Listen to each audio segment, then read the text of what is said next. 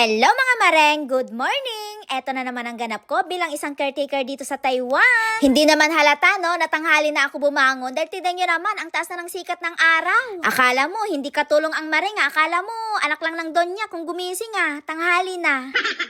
At dahil tanghali na ako nagising, hindi na muna ako nagkape at naligo. Umakyat muna ako dito sa third floor sa bahay ng anak ng amo ko para diligan itong mga orchids niya. Wala kasi siya dito, nagbakasyon sa China at binili niya sa akin itong mga orchids niya na diligan ko daw ngayong araw. At ang sabi niya, sa umaga ko daw to diligan. Kaya eto, inuna ko munang diligan to bago ko gawin yung mga dapat kong gawin mareng. Tapos, tinuruan din niya ako mareng kung paano ang tamang pagdilig dito sa mga orchids niya. Watch and learn mareng kasi ako, ngayon ko lang din nalaman na ganito pala dapat ang tamang pagdilig ng mga orchids. Pabaliktad ko daw siya diligan mareng, tapos kunting tubig lang daw, hindi pwedeng madami. Ganyan mareng sa ginagawa ko, kaya kung ano yung tinuro niya sa akin, ganun ang gagawin ko. Pansin nyo ba mareng, kulay puti lahat ng bulaklak ng orchids niya, pero yung amo ko mareng, si Donya, pag namimili ng orchids yun, very colorful. Siyempre ang Donya ko mareng, gusto niya makulay ang buhay. Pero itong anak niya, ang gusto niya ay yung mga flower na very aesthetic. Tapos sa sumunod na araw, itong mga halaman niya sa harap naman ang binubuting-ting ko. Wala na kasi akong alam na gagawin dito, tapos na ako naglinis kahapon, pati mga bintana inilinisan ko na. Kaya ngayong araw, relax ang mareng.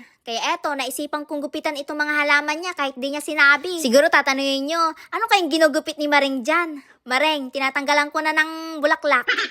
Sige Mareng, gupitin mo lahat ng bulaklak niyan para pagdating ng anak ng amo mo, go back Philippines ka na. Ang ginugupit ko dyan Mareng ay yung mga tuyong tangkay na pinanggalingan ng bulaklak. O diba, apakatsaga akong maggupit kahit na hindi naman kailangang gupitin ginugupit. Nasusobrahan na yata ako sa kasipagan, ano Mareng?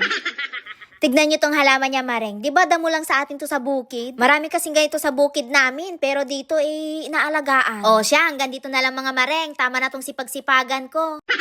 Salamat sa panonood. Bye!